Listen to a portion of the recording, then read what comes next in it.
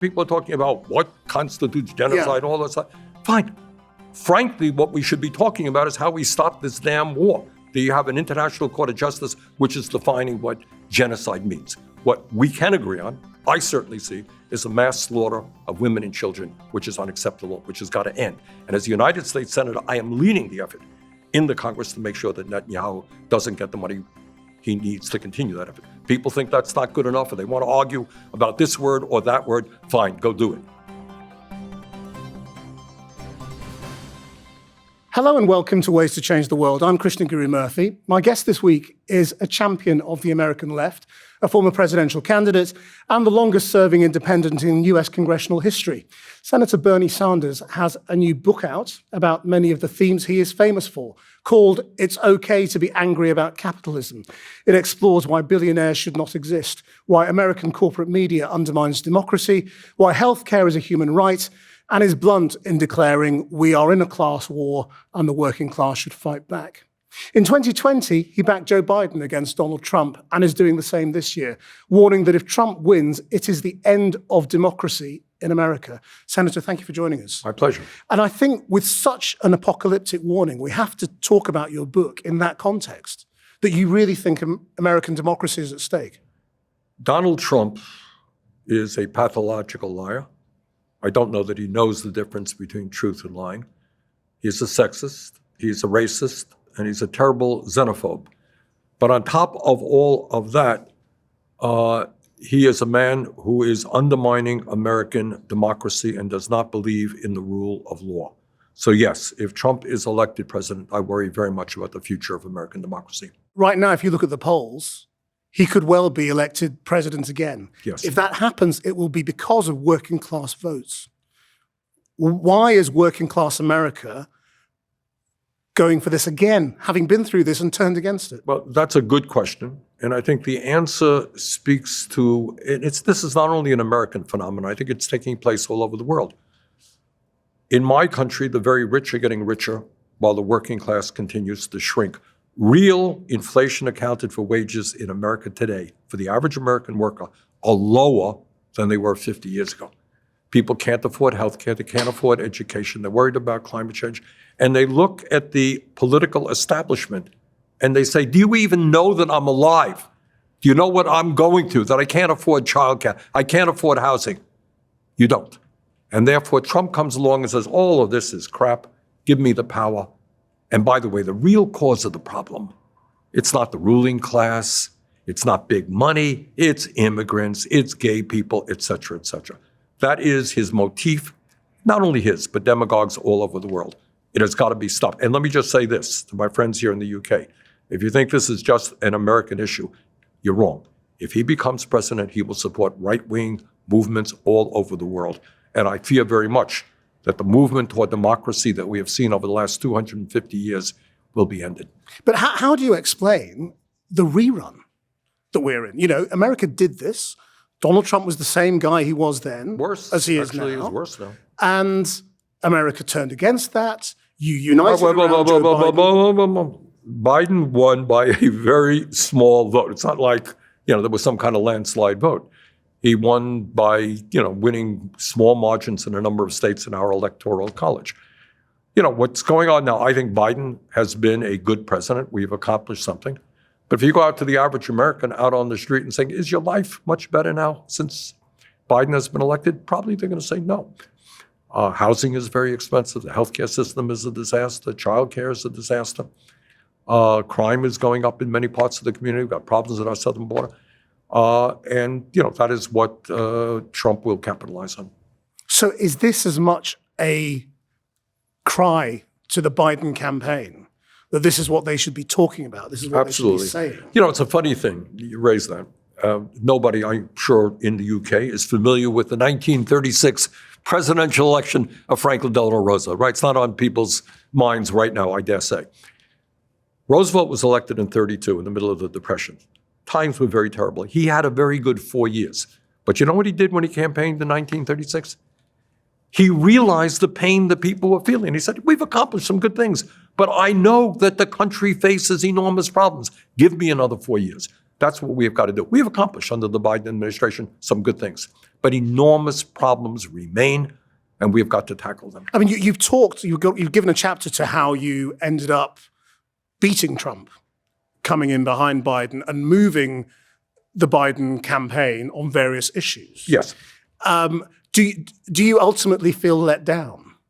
That when you have a list of the things that you talked about, you agreed on, and there was disagreement on.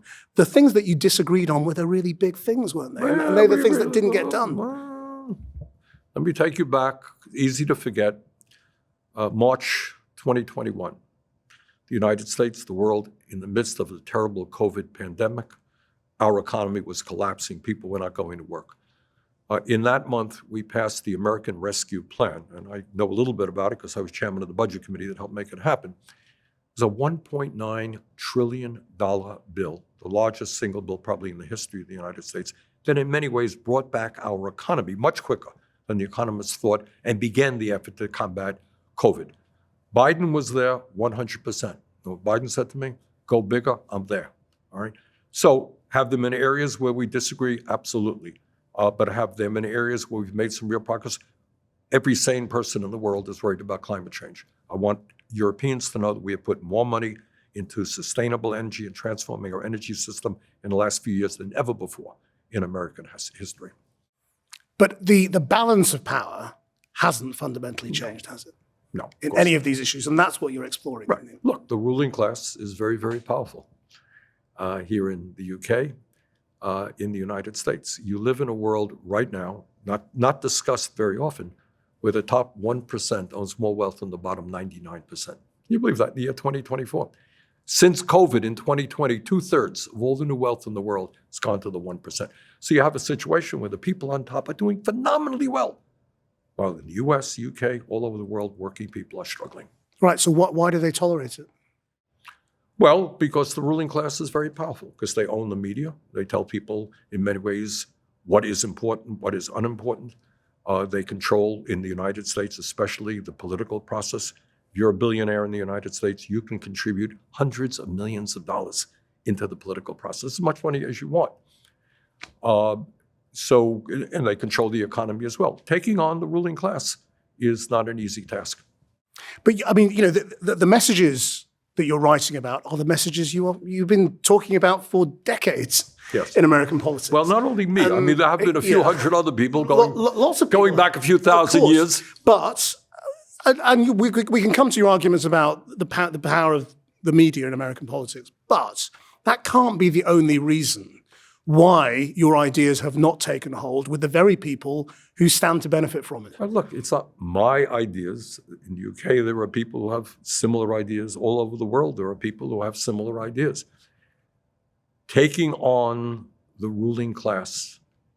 I mean, we don't even talk. Do you ever talk about that concept, taking on the ruling class? I mean, it's not something we even talk about. They're very, very powerful.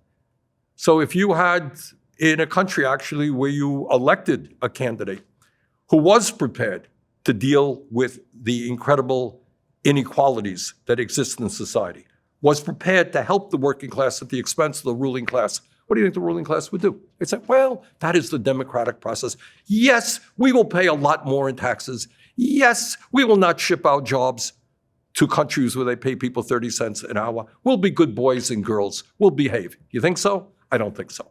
They're tough. It's a long, long process that has gone on almost throughout history, bringing people together in the fight for justice. What I'm suggesting is that right now this is a critical moment. We've got to bring the working class, not only of America together, but of the entire world. I mean, there's a question of trust as well, though, isn't there? I mean, you have a section in your book about healthcare. And I mean, it is one of the great mysteries in this country, I think, as to why Americans think the way they do about their healthcare and why they don't, why socialized healthcare is like the worst insult you can possibly imagine. You talk. But let me interrupt you only to say this. It's not that most Americans think the healthcare system is good. They know that it's broken. They think that it's broken. The question is why we can't change it. But they don't believe that healthcare for everybody could be real or could be as good as their insurance. No, that's not quite right either. All right. What we are up against, if you go out to the average American, do your poll. Do you think healthcare is a human right? Most Americans will say yes. Do you think the American healthcare system is working well for ordinary people? They will say no. What we're taking on is an insurance industry and a pharmaceutical industry that has enormous power. They make huge campaign contributions. They have thousands of lobbyists in Washington, D.C. So it's not what the American people think the system is good. They know it's terrible. But this is a corrupt political system in which even when people know that we need change, the powers that be are fighting us and preventing that change. A corrupt political system in which you ultimately have to engage and are a senator in. Yes. I mean, when you talk about taking on the ruling class, aren't you ultimately propping it up? I mean, presumably the Democratic Party is the ruling class as well. It's part of the ruling class? Yeah. Yes. Yeah. So how conflicted do you feel? Well, I'm an independent, by the way. No, but you're backing Joe Biden for this. Well, what is my option? Is that simply because do you have of a the better choice? option for me? That's what I'm saying. Is that because the choice is so bad? Well, I wouldn't, look, I'm not here to say Biden is a bad choice. You have a two-party system. And if you want to rephrase your question and ask me, are both political parties heavily indebted to powerful corporate interests and billionaires? The answer is yes. Is the Democratic Party far preferable than the Republican Party? In my view, absolutely. Democratic Party has fought hard on issues like women's rights, gay rights, civil rights, a number of other issues. They've done a pretty good job. But on economic issues, if you would ask me, does big money interests have huge influence on both political parties? The answer is yes. I mean, do you ever worry that you might actually be by saying it's okay to be angry about capitalism, you are telling people to get angry about their current state, Yes. and yet to continue voting for the status quo? Politics, That's a difficult message, isn't it?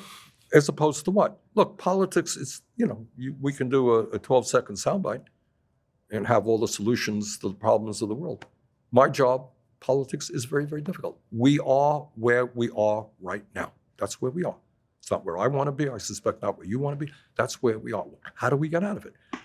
First thing that we got to do is in 9 months in the United States is going to be an election. We got to defeat Donald Trump. We got to re-elect Joe Biden. Second of all, what we have got to do is bring people together around a progressive agenda. All right?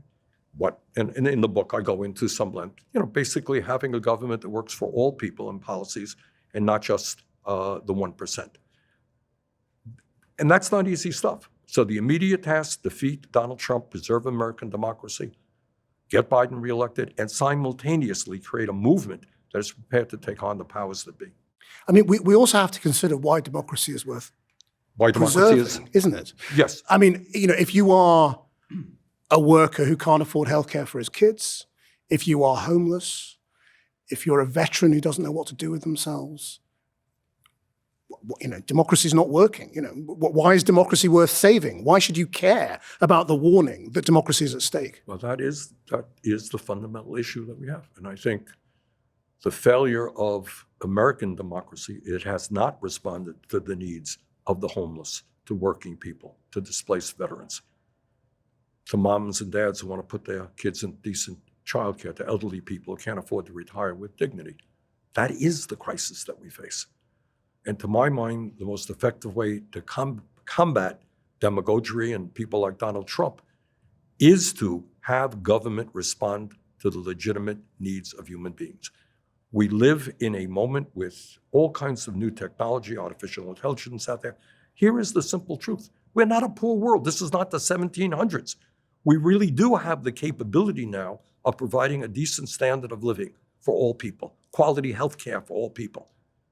But we're not going to do it when so few have so much wealth and so much power and stubbornly, through their greed, want to maintain the status quo. So what is the case for democracy right now? Good. The case for democracy it's a simple question, but a very good question and a profound question. Do you want to live in a society where somebody tells you what you're going to do? This is what you do. Or do you want to live in a society where your intelligence and your needs are part of the process? Where you feel society should move this way. You believe we should be doing this. If you go into a workplace, you want to say something about the work that you are doing. Do you want to have input into the process, or you're a cog in a machine where people say, hey, you over there, go over there, you have no power? I think democracy is a fulfillment of what human beings are about, the ability to express ourselves, to use our minds, to use our bodies, to improve the situation around us. It's a beautiful thing. Right at the end of the book, you sound a very depressing Did warning, I? really. I mean, you basically say you're not very hopeful about your grandchildren's Well, it's future. what I hope that I said is that the situation is dire, and it's imperative that we not simply live in despair. I will tell you this. I don't know that it's any different than UK. Maybe it is. But in America, people stop turning on the news. They don't want to see it. They don't want to see all the horror out there and all the incredible problems that we face. The world right now is in bad shape, whether it is oligarchy and income and wealth inequality, whether it is the likelihood of another pandemic coming, which is probable, whether it is climate change, whether it is all of the healthcare and housing crisis that we have around us, whether it is the corruption of the political system. These are tough, tough issues. And the choice that we face is whether we can run away from all that stuff or do our best to combat it. And I am urging people, that's what the book is about. Come together, let's deal with those issues. Don't run away from them. I mean, what I was going to say is, yet, in the last few years, in a way, the progressive movement in America had big strides. Yes, we have. You had electoral success. Yes, we in have. Congress. Yes. So do you feel you're moving forwards or backwards? Yes, I do. Right now? And people don't know this. I was elected to the U.S. House of Representatives in 1990. When I was elected, I helped form the Progressive Caucus. At that point, we had 5 people. Today, there are well over 100 in the House, including dozens of young progressives, often women, often people of color. You've heard of Alexandria Ocasio-Cortez, right? Everyone's heard of Alexandria. There are dozens of other bright, young, strong progressives. That is political success. When you talk about people turning away from the news, we ought to turn to the news, because the real horror of the news right now is the Middle East and what's going on in Israel, Gaza. Just state your clear position, because there's some confusion around Yeah, I know it, there think. is. Believe me, I know. All right. My clear position is I have led.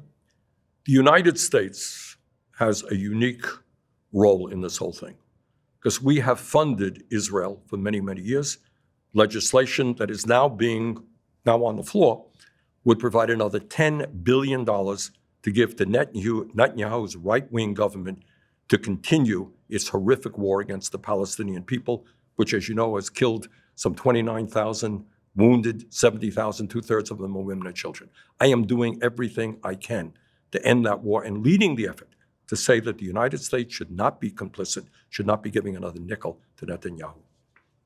You have Jewish heritage. Yes. So do you believe in Zionism? Are you pro-Zionism?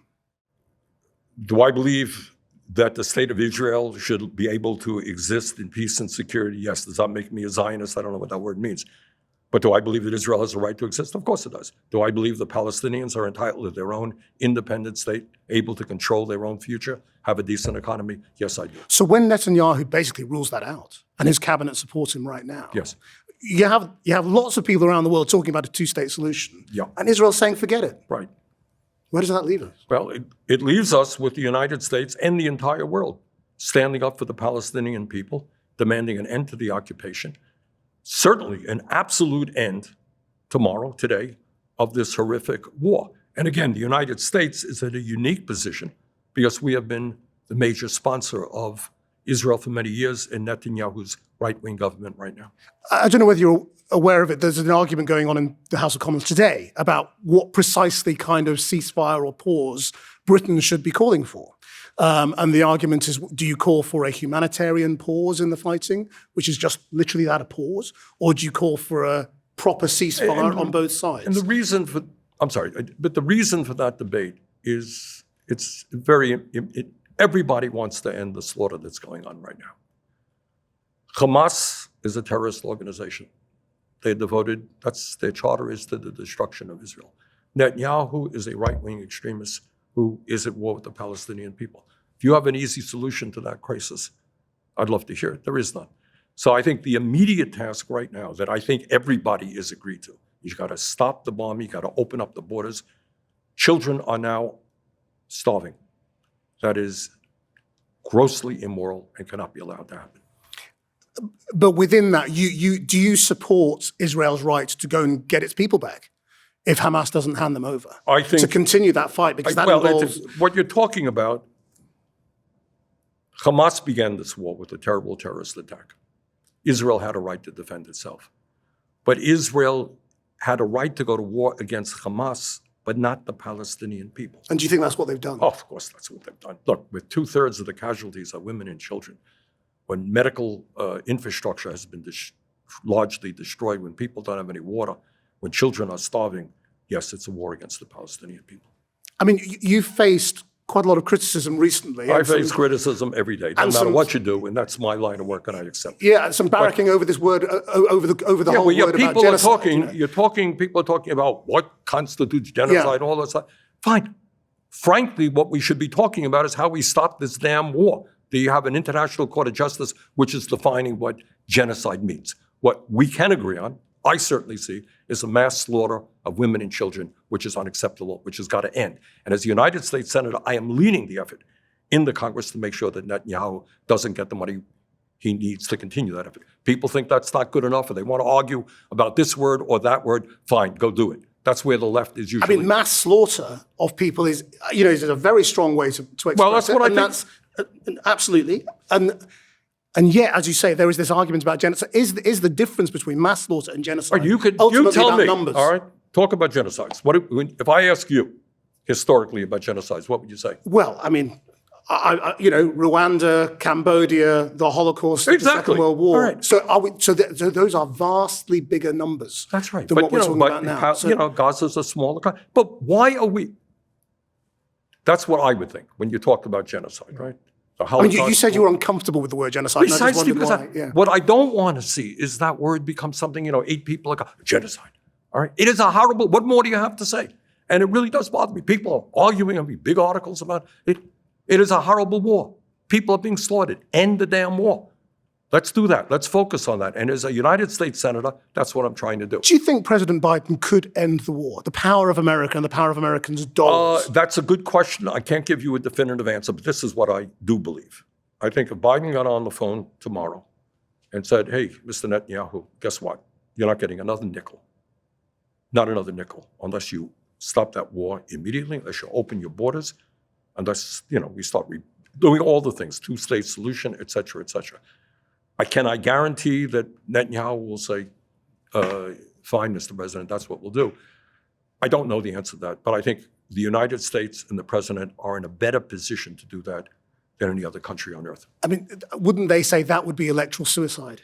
No, if I did that, I would lose the election. No, I don't agree with that. I think the American people are sick and tired. Look, there are some people who will support whatever Israel does.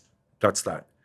But I will tell you that I think certainly in the Democratic base and among many Republicans, people turn on the television and they see, people holding up dead children, seeing medical facilities being destroyed, seeing children starving to death. No, that is not what the average American believes in. So I do not agree that this would be political suicide. I also just wanted to talk to you about the conversation around the campaign, because obviously so much of it is around whether Joe Biden is too old. And you're of a similar age. And so obviously the idea of someone being too old, I assume you would say, is ridiculous. The question is he capable? All right, first of all, I would not say it's ridiculous. But what I would say is you have to look at the totality of who the person is, right? There are people who are 60 years old who, frankly, are not quite able to do what they think they should do. People who are 90 who are writing great books, right? You got to look at who the person is. And I think in the case of Biden, what we look at, how has his record been in the last 3+ years? I think it's been a pretty good record. All that I would like? No. I mean, we've discussed the deficiencies now. Not been a bad record. And I think what he has got to now promise the American people is a more progressive agenda in the next 4 years. Do I think he has the capability of being a strong and good president? Yes, I do. Is it the difference between the energy you need for the campaign, which might force some senior moments, and how you govern? Yes, I think that's a very important point. Is having run for president twice, it ain't easy. I mean, you're on the go 7 days a week, you're giving 3 speeches a day. That's tough stuff. On the other hand, not to say that being president is not an enormously stressful and difficult job, but you're surrounded by staff. Things take place in a more regimented way. You take this thing, that thing, that thing. So there is difference. And I think people should differentiate Biden's campaign skills as opposed to his governing skills. Finally, if you could change the world with a sweep of a magic wand in any way, how would you change it? I would move this world away from a world in which the top 1% owns more wealth than the bottom 99%, to a world which takes advantage of all of the modern technology and the modern healthcare that we have and provides a decent life for all people. That should be the goal. Senator Bernie Sanders, thank you very much indeed for sharing you. your way to change the world. Thank you. Thank you.